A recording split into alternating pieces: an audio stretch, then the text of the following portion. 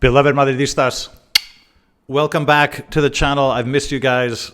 Summers are kind of crazy. Okay, speaking of crazy, let's talk about this crazy-ass Euro, which has had a little bit of everything. So much going on.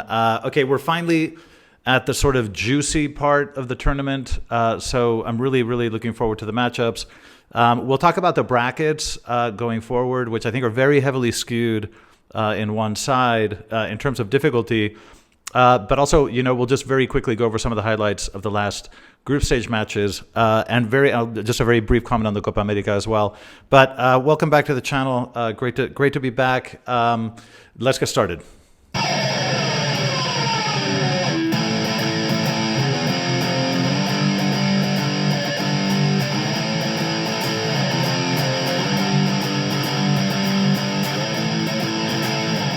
Madridistas, welcome back. Okay, now we'll discuss the Euro, but before, let me just a quick word on the Copa America, which started. Not too much has happened, to be honest. So we're kind of at the very beginning of it. There isn't too much to report, especially in terms of the Real Madrid players.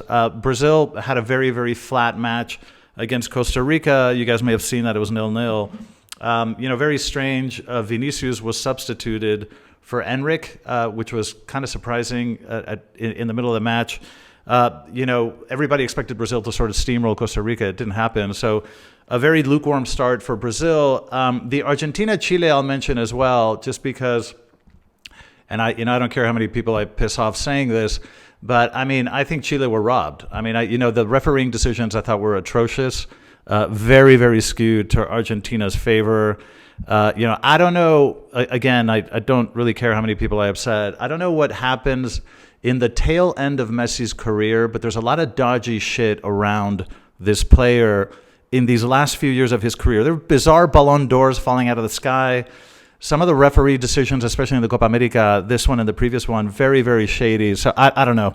Argentina was very heavily favored in terms of the refs, but it was a 1-0 victory with a very late goal. But anyway, it's early in that tournament, so we'll let that slide for now. But okay, let's get back to the Euro. Now, we'll talk about some of the, before we talk about the brackets, some of the, highlights of there were so many matches at the end of the group stage, but just some thoughts on some of them. Okay, let's talk about the Ukraine-Belgium match. And I don't know, if you guys thought, this was about as good a 0-0 as you'll see. Usually when you see a 0-0, you think, what a waste of time. This was not a waste of time. This was a really back and forth, high energy match. Belgium is starting to wake up. They missed a ton of chances. Again, Lukaku, I know some of you guys get upset when I say this, but Lukaku misses some whoppers, and he missed another couple of just, chances that you just can't, at this level, in these type of tournaments, you cannot miss. But De Bruyne was incredible. He's starting to really wake up. De Bruyne was phenomenal. This guy picks up the ball. We have mentioned this in another video. I just love the way he picks up the ball in the back and just drives forward. He's such a powerful player. But he's starting to wake up, and Belgium starting to look better. Ukraine actually played one of the youngest side of the tournament, and played with a lot of energy, created a lot of chances. So it's a shame to not see them go through. But anyway, that was very exciting for a 0-0. Okay, the Czech Republic and Turkey. For those of you that watch this, this is very disappointing when red cards ruin matches. Okay, they absolutely ruin matches. And when you're playing at this level, the difference between playing with 10 men and 11 men, I try to explain this to friends who don't really follow football very closely. It is night and day, okay? It is at this level where you're fighting for every inch, being a man down, it just destroys the match. So it was very unfortunate that Barak, got 2 yellow cards in the space of 20 minutes, and the Czech Republic had to play with 10 men for almost the entirety of the match. That's a very big ask, and I don't think you can expect any team to play under those conditions.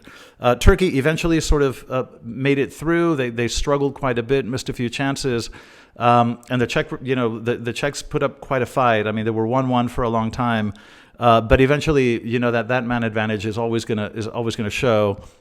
So Turkey pulled through in the end. Just to mention Arda, our beloved Arda Güler, I thought he had a somewhat quiet match. I didn't, he participated, but I didn't, he did lose a few balls, kind of, uncharacteristically. I think he was good, but it wasn't. He didn't shine in the way that we've seen him shine in other matches. And then, of course, the match ended with a very unfortunate scuffle towards the end. That the press has been all over this, but there was a lot of pushing and shoving and fighting towards the end that led to a couple of other red cards after the match. But anyway, so the Czechs put up a good fight, but Turkey go through. Georgia, Portugal.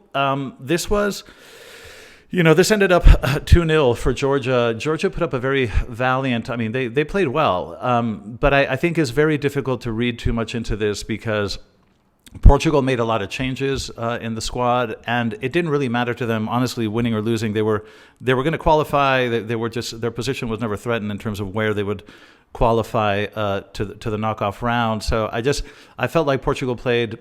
They didn't play at 100%, so I don't think that there's too much to read into this.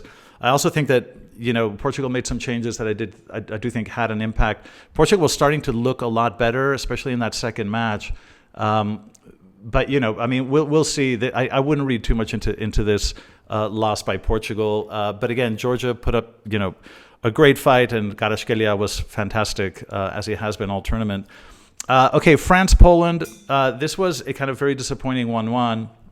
France had a ton of opportunities. I don't know if you guys watched this, but even Mbappe missed some real screamers. But it ended up 1-1. I don't think that really reflects what happened on the pitch. I think France had many, many more opportunities and really should have done better. It's a little bit concerning that they're not converting their chances with more effectiveness than they are. Now, one thing I will mention, and again, I might piss people off, but I don't really care. Lewandowski, the way that Lewa takes these penalties, I think is just horrendous. Okay, I think there's something very cowardly. And first of all, when you take 2 stutter steps to kick a penalty, you stop not once but twice. I thought that this had been prohibited. I thought that refs were instructed specifically by FIFA that that a player running to kick a penalty cannot stop his stride. Well, Lewandowski did it twice. So, there's something a little bit pathetic about a world-class striker like Lewandowski who has to do all this before he even kicks the ball. You should step up to the ball and kick it. It's hard enough for a goalkeeper to try to stop a penalty as it is. And on top of it, you're sort of stuttering on your way there and confusing the timing. I honestly, there's something a little bit unsportsmanlike about that. And on top of it, Leo missed the first one. But of course, they had to replay it because the goalkeeper was off his line. And of course, the second one went in. Anyway, I have to mention that because I found it really irritating. Neymar used to do this too. And Bruno Fernandes does it. And I just absolutely hate that sort of thing with penalties. But anyway, had to mention that. France-Poland 1-1. France really should have converted a few more. Holland-Austria. Austria definitely is turning out to be the sort of surprise team of this tournament. And I think they're showing incredible solidity. They play very well as a team. They move the ball very well. They're very compact, very solid. This is a very serious team. They play very well, and I think they're proving to be the surprise of the tournament. I thought the Netherlands there was something a little bit off in the chemistry. I'm not entirely sure what it is. I was discussing it with a Dutch friend of mine as well, who just, mentally there's something kind of missing in that squad, and it doesn't really feel cohesive. And there's something just kind of in the mentality of the unit that feels a little bit off. So anyway, Austria, came back, twice in this match, really, really impressive. And I think they have to be taken very, very seriously in this tournament now. We have to talk about England-Slovenia because, what the hell is going on with England? This has really become the discussion of the Euro Cup. This is sort of, I think, psychiatrists all over the world are just fascinated with this because it just makes, where to begin with England. So, look, what became patently obvious against Slovenia, England is not a squad that likes possession. Okay, we know this, that the English players, by definition, they're very physical, they're very fast, they love the counter, they love to run into space. This is very much the English way. They love to play quickly, they're very vertical. But when you just give England the ball and you just let them have possession, it's just it's not something that they're comfortable with. You can just feel it. It just jumps off the screen. So it ends up being very lethargic, very slow, very predictable. So if you are given the ball, like England doesn't want to play possession football, but if you're forced to do it, the only way to break a team down that has parked the bus, the only way to do it is to have very, very quick ball circulation and to have very, very quick runs off the ball. You need players to go in diagonally and to try to find the run behind the defense and to have very quick passes, very quick triangles. You need to surprise the defense. It's the only way to break a team down when they're in a defensive low block. Now, England they're just too slow. They're moving the ball very slowly. They're doing nothing at all to surprise that block. And so I think England is really, really struggling with this. But I think, there's a lot of debate these days between Foden, they're putting Foden on the left because Bellingham has to be the number 10. And, should they reverse that? And, Foden's used to playing the number 10. And should one of them sit on the bench? I honestly don't think that this has anything to do with it. Okay, this is not about where each player is playing. This is about strategy. Because I get the feeling that these players don't know what to do. They don't know what to do in possession. They don't know what to do when they steal the ball out of possession because they don't look like they have very clear instructions like, okay, these 4 players need to run very, very quickly vertically. There's no consistency in their approach. So I think that there's a general sense of confusion on the English squad, and I have to blame this on Southgate because I find that these players don't really know what they're doing. I don't think it has to do with players in what position. It has to do with strategy and instructions. So anyway, it'll be interesting to see if England finally wakes up because this is turning out to be just a pathological case in sort of, psycho football. But anyway, okay, let's talk about the brackets going forward. Look, if you look at the 2 brackets, I think in terms of difficulty, they're very, very heavily skewed to one side. I mean, for example, if you're Spain and, naturally I support Spain, the path to the final is horrible. I mean, if you get past Georgia, which, we're all sort of expecting will be the case, you have to meet Germany presumably in a quarterfinal and presumably France potentially in a semifinal. By the time you get to the final, you've kind of had to slay 2 of the biggest beasts in the tournament. So it's a very, very difficult path. I think that, you could easily say that 3 of the 4 favorite teams are on that side of the bracket. The other side of the bracket, I think, it's I don't know what to say because, England at the moment, England doesn't scare anybody. And I don't think that Italy or the Netherlands do either. So, barring a sort of surprise, it's kind of very difficult to see a very powerful contender unless things change, coming out of the other bracket. But let me give you my thoughts on the upcoming matches, who I think sort of, wins those and kind of goes through. So we'll do them very quickly. Italy against Switzerland. Okay, I'm going to be controversial here, and I'm going to stick my neck out. I think Switzerland beats Italy. And I know it's, Italy has the experience, and they have the sort of savvy, they know how to win games that they don't deserve. They know how to defend. They know how to steal a goal out of very little. They're good on set plays. We know all this. But I just have a feeling that there's a fragility about this Italy that I think the Swiss have looked quite solid, and I think that they can surprise. They've also been better in front of goal than I expected, and I think that they're going to cause Italy problems. So I'm going to stick my neck out and go with Switzerland on this one. England, Slovakia, England's really making me doubt. Now I'm going to say England, and I think that they're going to, get their shit together just in time, or they're going to have 1 or 2 moments of individual brilliance that'll get them past. It's incredible that I had to even think about it, because normally you would just take England. I had to think, I'd do a double take, but I do think that England will find, I think at the end of the day, the individual skill will come through, and all you need is 1 or 2 opportunities for that to happen. So I think England will come through. France, Belgium in the La Bataille des Frites, in the Battle of the Pommes Frites. France and Belgium, I think, Belgium have looked much better in the last couple of matches. And like I say, De Bruyne is really, really starting to play brilliantly. But I do think at the end of the day, France have more individual skill in more positions, in more key positions, especially in the middle of the pitch and in the back.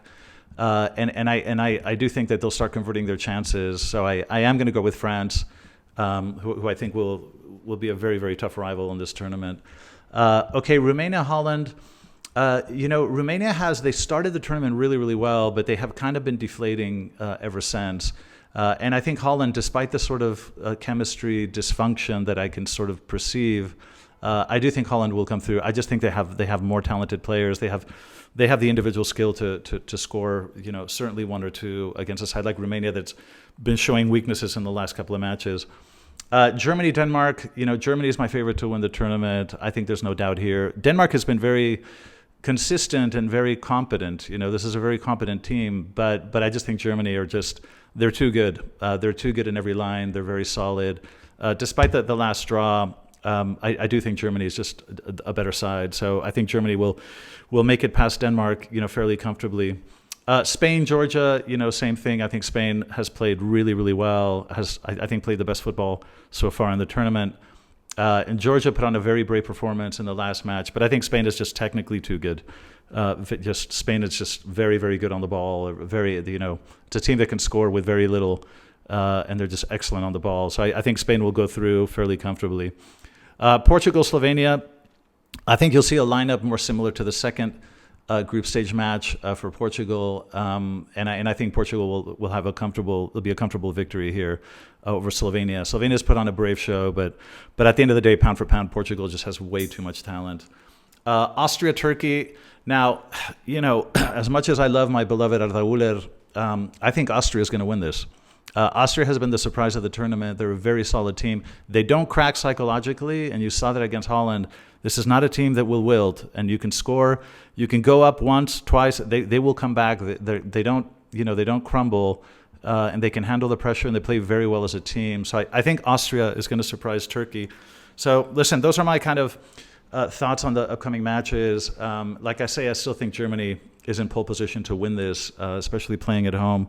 But anyway, listen, those are my thoughts. Thanks for being with me. I will catch up with you guys with post-match commentaries now that we're in the juicy part of the tournament. So I'll speak to you guys, after the first match. Thanks for being with me. I'll see you in the next video. And as always, despite summer, a la Madrid.